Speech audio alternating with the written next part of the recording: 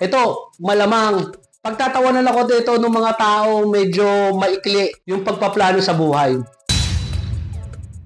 Kilaro po, ako po si RP, ng Jim D po. So, galing kami sa Baguio nung isang linggo. Malamang nakapunta kayo sa Good Taste. Panalo yan yung restaurant na yan sa Baguio. Tapos, na-observe ko, malamang nakita niyo yung parang robot na nagsaserve sa inyo. Yung robot mismo ang magsaserve ng order mo sa ang laki-laki ng lugar. Natuwa ako doon, promise. Pero napag-isip ako ngayon mga kapatid. Ito, malamang pagtatawanan ako dito ng mga tao medyo maikli yung yung pagpaplano sa buhay. So ngayon nag-research ako doon sa robot na yon. Hindi lang pala Good Taste ang meron noon, kundi parang ang Jollibee at McDo sa mga pili na mga restaurants nila is meron na rin gano'n na robot na mag-a-assist. So ngayon, nung chinik ko naman yung sa Jollibee at sa McDo, nakita ko naman, di ba, pag pumunta ka ngayon sa McDo, may malaki ng parang tablet doon na o-order ka doon, di ba? So, ngayon napaka-convenient, napakadali na ng mga gawain sa isang negosyo. Pero ito ngayon, napaisip ako kapatid. Sabi ko, parang napapalitan na ng technology yung mga tao. AI, lalo na yung AI ngayon, mas nakakatakot si AI. Kasi bakit? Tignan mo to ha? Yung mga manual na mga nagtatrabaho, kagaya sa restaurant, kagaya ng, sa mga fast food. Yung iba kasi dyan, parang part-time lang. Yung iba dyan, parang working student. So, parang hindi sila masyadong apektado doon. Although, maraming pamilyado ang nagtatrabaho sa mga ganyang industry. Diba? Pero kasi, ang nakakatakot dyan, kagaya niya sa AI, imagine, sa bilis ng takbo ng technology ngayon, yung mga iniisip ko nga, maski yung accountant, maski yung mga bookkeeper, maski yung mga engineer, parang darating yung panahon na AI na yung magpo-provide ng mga computation, magpo-provide ng design. Ganun na kadali, parang ma-obsolete yung mga ganung klaseng tao. Ngayon, yung mga laborers natin, actually sa ibang bansa, promise, sa Japan, makikita ka, China, may mga planta sila doon na robot na yung mga gumagawa, mechanized na. Although hindi siya mukhang yung mga robot na napapanood natin, kundi mga braso na lang talaga yung gumagalaw. Ngayon kapatid, ba't natin pinag-uusapan to? Kasi, kailangan natin pag-usapan to kasi kailangan mapagplanuhan mo ngayon pa lang kapatid, ngayon pa lang. Ano yung gagawin mo? Pag dumating yung punto na yung trabaho mo is kaya nang gawin ng computer na ma-obsolete ka. Sipin mo yun, ngayon lang yung sa McDonald's, yung pagkuha ng order taking ngayon, 'di ba dati pagka may pila sa McDonald's, may order taker kasi nagtrabaho ako sa Jollibee Kaya sa Jollibee alam ko 'yan na pagka mahaba na yung pila sa isang cashier, milalapit sa iyo, mag-OT order taking. Sir, ano yung order nyo? Ngayon wala na yung tao na yun. Bawas na yun, yung tao na yun. Kasi ang gagawa na ngayon nun, yung parang tablet. So doon na lahat. Pati yung transaction sa pera, cashless na. So, imagine nyo, kung ma-obsolete yung mga trabahong ganon, ano mangyayari sa inyo? So, kung ang tao is hindi na makakapagtrabaho or malilesen ang chance na makapagtrabaho ka na, ang susunod talaga na pwedeng maisip mo is magnenegosyo ka kapatid. Okay! Ngayon, yung manonood sabihin niya, kasi pinopromote mo na naman yung gym. Pero ngayon, ibahin natin yung concept. Ang sinasabi ko sa inyo, marami namang negosyo dyan. Pwede kang magtayo ng tindahan. Ulitin ko ulit. Yung topic natin na bahay na asset, plano ko rin mag-interview ng mga kaibigan ko dyan. So may kaibigan ako na may tindahan, more than 20 years na. May kaibigan ako na may car wash, more than 20 years na, nasa bahay nila. So i-promote din natin yun. So pwede ka rin naman kapatid magtayo ng tindahan sa bahay mo. Yan, siguro hindi ka na maapektuhan ng AI dyan. Pwede ka magtayo ng car wash, although ang car wash ngayon parang apektado ng mga vendo car wash. So, marami naman kasi na pwedeng negosyo, doon ka lang sa bahay. Pero yung sinishare ko sa inyo kasi, is ito yung expertise ko. Ito yung expertise ko na 16 years ko na po na pinag-aralan at na-experience. At bago ko ituloy yung mga iba ko pang kwento, panoorin nyo muna itong proof of completion ko. Napakaganda, stainless. Panoorin nyo po ito. Maputol ko po muna yung pinapanood nyo na video. So, proof of completion muna tayo kay Sir Joel Blesa. Ito kasi, iba yung excitement ko pag pag nagpo-proof of completion tayo ng stainless. Di ba? So, ito ngayon, itong proof of completion natin para kay Sir Blesa, kay Sir Joel, is dalawang bench press na stainless. So, isang inclined, tsaka isang flat na nagagawang decline. So, adjustable yun. So, makikita nyo, pwede siyang decline. Yung decline niya, pwede rin mabago yung angulo niyan. So, may mga butas yan kung saan mo gusto. Pwedeng matarik, mas matarik, hanggang naka-flat. Tapos, dito sa inclined bench press natin, kagaya nung mga nakikita nyo, meron tayong spatter jam. So, bihirang-bihira tayo makapag-proof of completion ng stainless. Pero, sobrang excited kasi ako talaga. Kundi lang talaga mahirap gawin to. Talagang lagi ko ipopromote to eh. Pero nyo, kasi biro nyo, yung investment mo rito, hindi pang matagalan. Panghabang buhay. Kasi lahat ng mga pyesa nito, stainless, maski itong Dragon Bone natin eh. So, shoutout din pala kay Muscle Fad, kay Attorney Roland. Nako, mabuting kaibigan yan. Yan eh, taga-subaybay natin, naging kliyente natin, naging kaibigan natin. So, napaka-low profile ng tao na yan. Daming advice sa akin yan. So, balik kayo uli sa pinapanood nyo na video. So, yun. Nakakita nyo yung proof of completion natin ngayon. So, again, mabalik tayo doon sa topic natin. So, pinopromote natin kahit anong klaseng negosyo para sa bahay mo kung doon mo gagawin. Pero, ako, ang isa-suggest ko sa inyo, kasi yung pa rin na expertise ko, yung gym business. Bakit? Kasi yung gym business na yan, napakalaki na naitulong sa akin yan. Mula umpisa hanggang ngayon, nung umpisa, may sarili akong negosyo, ibang negosyo. Pero, kinapos ako ng pera. Kailangan ko ng pera.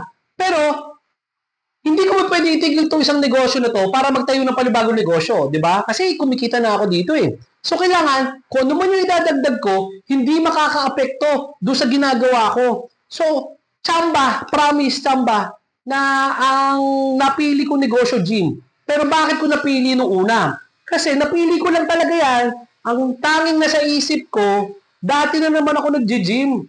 So, bakit hindi na gym na rin yung business ko? Kumbaga, wala man mag-gym sa akin, at least, una, nakatipid ako. Hindi na ako nagbayad ng gym membership.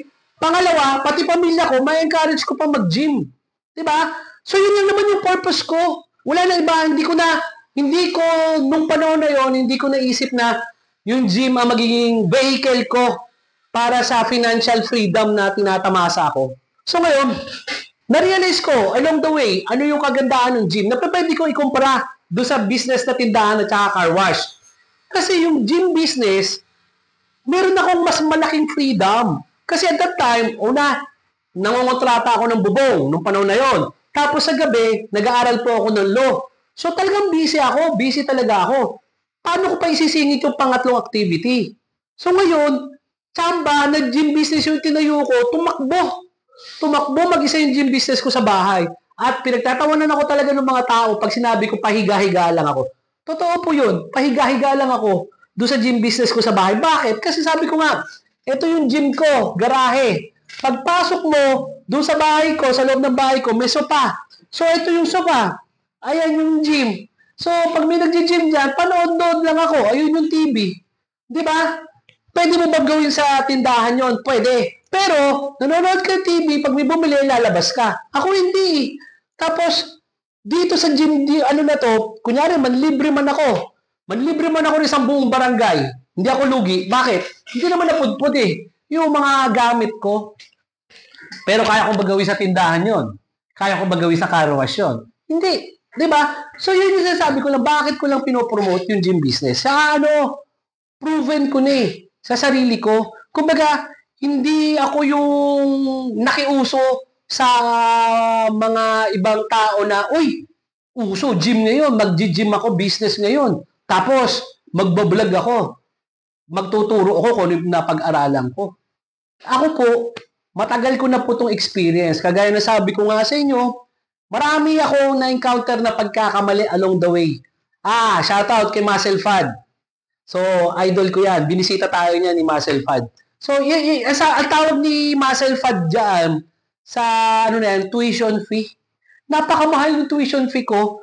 Yung mga pagkakamali ko sa buhay, yung mga pagkakamali ko sa gym business ko, tuition fee ko na matatawag yun. Na hindi nyo na kailangan bayaran ngayon. Bakit? Kasi dahil na-experience ko na yung mga pagkakamali na yun, itinuturo ko sa inyo ngayon at ikinukwento para wag nyo nang daanan. Di ba? Gaano kaganda yun? Di ba? Na meron na nagtuturo sa libre to ha. Libre to. Kagaya ni shoutout kay Sir Nino, kay Sir Frederick Malyari ng ng Sayan Gym sa may Lubao, Pampanga. Kita mo yan, yung gym niya, na-feature natin yan.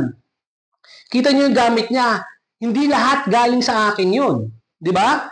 Pero, antimano, hindi ako nagdamot ng kaalaman. Nung kailangan niya ng advice ko, regardless yan, kay kumuha siya, kay hindi sa akin, nagbigay ako ng advice. Libre yun. Saan ka makakakita nun? Kaya natutuwa ako.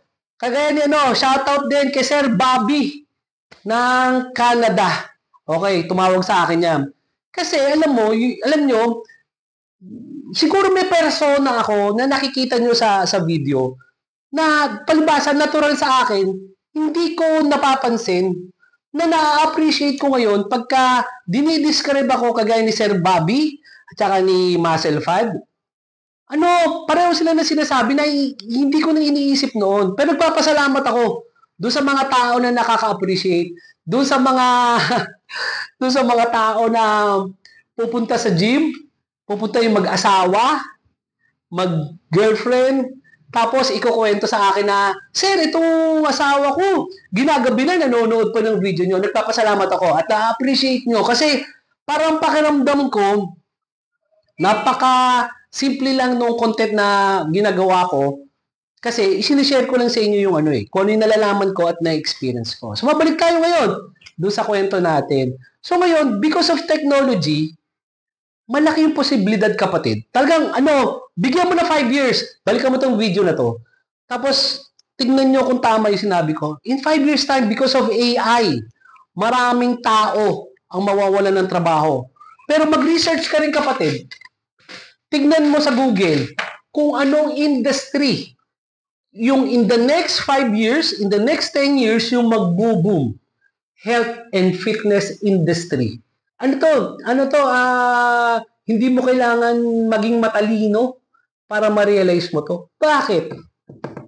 Kasi, bakit ba mangunguna ngayon ang health and fitness industry? Kasi, ang buhay ng tao ngayon, magaang na kumpara nung panahon na yon, nung mga 70s, 60s, 80s, 90s, napakagaang na po ng trabaho ngayon, napakagaang na ng buhay, napakasarap. Promise, yung nanay at tatay ko, kaya laging nakaharap sa inyo dyan, kasi proud ako eh. Nangihinayang lang ako na hindi ko sila kasama ngayon. Nangihinayang lang ako ngayon na kung kailan ako may pera na, hindi ko maibigay sa kanila yung hindi nila naranasan. Noong mga panahon nung mga panahon ng parents ko, gustong-gusto nila mag-travel. Hindi uso travel noon sa amin. Kasi ang gastos, ang pera, para lang sa mga pangangailangan yan. Pero ngayon, magbukas ka ng FB mo, magbukas ka ng Reels mo, ang dami niya puro travels. Bakit? Kasi ngayon, mas madali na yung buhay, mas madali kumita, mas affordable na magbiyahe. 'Di ba? So, ganun kaganda na ang buhay ngayon kumpara noon. Kung ganun na kaganda ang buhay ngayon, ang susunod mo na magiging concern is ang health mo. Bakit? Kasi maganda na yung buhay eh. Gusto mo, mapahaba yung buhay mo para mas ma-enjoy mo yung mas magandang buhay. 'Di ba? Kagaya ng mga ginagawa ko ngayon at pinaplano, sabi ko sa inyo, hopefully, by that time na mag-50 ako, nandiyan pa rin kayo, mag-stick pa rin kayo, para nang sa ganoon, mas ma-appreciate nyo yung content ko. So ngayon, kaya magiging health and fitness industry sa magiging number one. Number one talaga yan. Kasi magiging number one business yan. Kasi lahat tayo gustong humaba ang buhay. So common sense. Aside from gamot, ba't ka magagamot? Kung kaya mo naman mag-exercise at ma-prevent yan. Tapos tayo, yung gym na binibuild natin is community. Doon lang tayo sa bahay, sa malalapit sa mga residential. So, hindi mo na kailangan lumayo para maging healthy ngayon dahil yung gym business na lumalapit sa inyo. So, wag na kayong patumpik-tumpik. So, kung nare-realize nyo yan, kapatid, na naapektuhan kayo ng technology, na sooner or later, pwede kayong mawalan ng trabaho. Baka ngayon pa lang, kapatid, dapat mo na pagplanuhin anong gagawin mo. Daan-daan ka na mag-ipon. Sabi nga ni naku, si Muscle Fad talaga. Hindi ako mauubusan ng leksyon sa buhay dyan. Tama siya eh. Sabi niya, lahat yan magsisimula sa utak. Mindset. Kailangan i-program mo. Kung ano yung iniisip mo, yung ka magiging. Diba? Kailangan dito yan. Pero hindi matatapos doon yun. Pag na-mindset mo na, ang susunod na hakbang dyan, planuhin mo ngayon. Paano mo ma-achieve yung goal mo. Yung pagpaplano mo, hindi dapat hindi dapat parang generic or vague. Parang hindi mo pa pwede sabihin na balang araw magkakaroon ako ng gym. Mahirap yan, kapatid. Dapat yan, meron kang tuldok, meron kang takdang panahon. Sabi mo, 2 years from now, magkaka-gym ako, gagawin ko yan. Yun yung plano. Mindset. Paano mo gagawin yun? Yun ang pagplanuhan mo ngayon. Kung 2 years from now, magtatayo ka ng gym, magkano yung budget mo para makapagtayo ng gym, hati-hatiin mo yan sa 24 months, kailangan makapag-ipon ka ng gantong amount of money every month para pagdating sa ikalawang taon, makakapagtayo ka na ng gym. Ganun lang kasimple, kapatid. Mahirap sa umpisa. Mahirap sa umpisa. Pero pag naging habit mo yan, dire-diretso na yan. Parang na lang parang nag-workout ka, parang hindi mo na kailangan pilitin yung sarili mo. So, kailangan yun. Importante yun. So, after mo magplano, dito mo ngayon gagawa ng aksyon. So, yun yung importante. Payo ni Muscle Fad. Tignan nyo yun sa YouTube. Magko-comment na naman yan, alam ko. So, mindset, magpaplano ka, then take an action. Yun yung para sa katuparan. Hindi pa pwede, kapatid, na balang araw. Hindi pa pwede. Kasi, yung mindset mo, yung balang araw, pag dumating na yung araw, magbabalang araw ka uli. Wala kang target. Kung makikita nyo nga lang yung whiteboard ko, ang whiteboard ko nakalagay doon yung mga dates kung kailan ko gusto i-achieve yung mga plano ko. Maaaring hindi ka agad ma-achieve, pero alam ko, dahan-dahan, papunta na ako doon sa mga pinaplano ko. At saka ngayon, kapatid, bantayan nyo ako. This next year, promise, ang laki ng pagbabago na mangyayari. Lalo na ngayon, na natapos na akong bayaran yung inutang ko sa bangko para mabili yung property ko, isasanla ko ulit siya sa bangko. Tignan nyo, abangan nyo kung ano po yung, abangan nyo kung paano ko gagawin naman ngayon yung pera na magagamit ko doon. So I hope nakatulong uli ako doon sa papanonood nyo ng video. Ako po si RP ng Jim D po. Maraming salamat po.